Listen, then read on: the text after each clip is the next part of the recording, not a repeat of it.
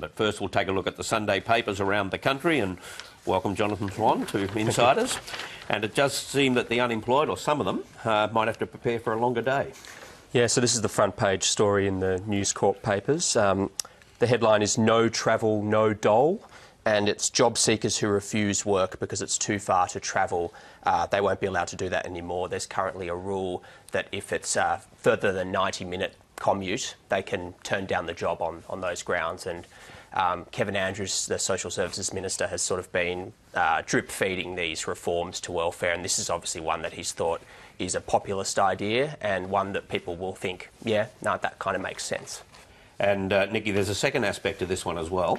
There is, and the government has been feeding out information also on the extent of the rise in the disability pension, and it now stands at 823,000, I think, which is record levels. So what they're looking at, according to Samantha Maiden's story, is to collapse the DSP and the unemployment benefits into one new benefit.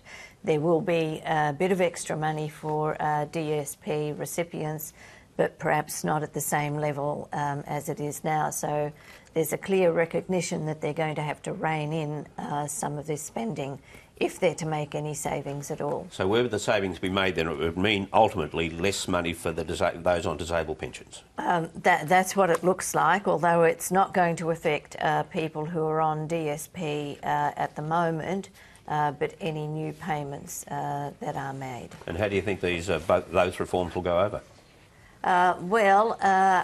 I think they will have to be treated fairly carefully, especially with the DSP and the expectations now of the NDIS, how it will work in with that.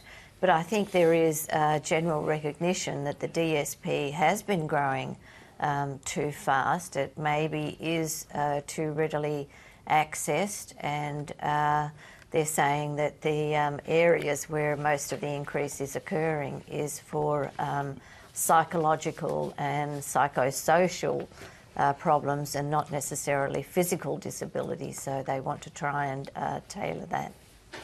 And David Marr, are we looking at a bit of information overload from the Immigration Department? Well, Barry, I'm glad I can talk about this because I don't think it's an on-water matter. So I think it's something we can talk about in the media. This is the news that there are now 66 spin doctors employed by the Department of Immigration. These are bolstered by a further 33 personnel, also in the media line, employed by Customs. So that's 99 of them. And of course, their job is to tell us nothing. And there's been some ridicule about this, and I think it's a little bit unfair, because the business of saying nothing whatever is skilled. You need, I think, 99 spin doctors on huge salaries to tell the Australian people nothing of what's going on up there. Bianca Hall reports this exclusively this morning in the Fairfax papers. I picked this paragraph almost at random. Fairfax media asked the Immigration Department to comment on staffing levels, but was referred to Mr. Morrison's media team, who did not respond to inquiries. Isn't that fantastic? We're going to leave that issue right there.